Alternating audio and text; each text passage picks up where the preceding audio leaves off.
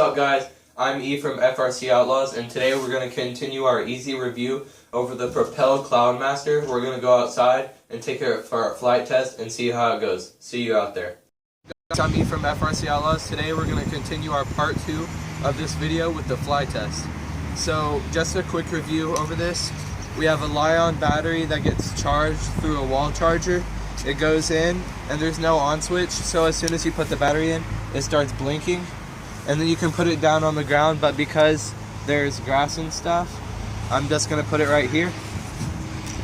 And then we press the on button, up, down, and then you can't just go like this with a regular drone. There's this special button. And now we're off.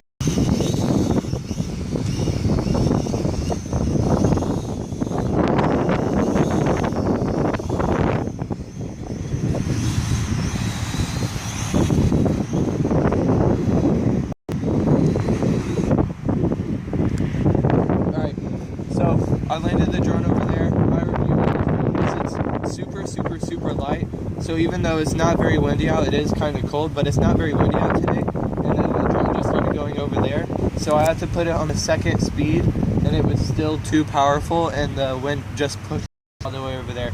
So my overall review for this drone is I would definitely get it if you have like a big indoor space for it. I do, but because it's easier to do a review outdoors where if you crash it into something, it won't cause any damage except what you're testing.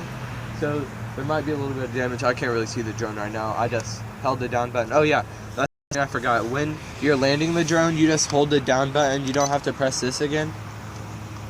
You just hold the down button, and when it hits the ground, it'll continue to go down for a second, but then after it realizes that there's nowhere else to go, it'll turn itself off. So that's pretty much all. I'm E from FRC Outlaws. That's all. Hope you're having a good day. Peace out.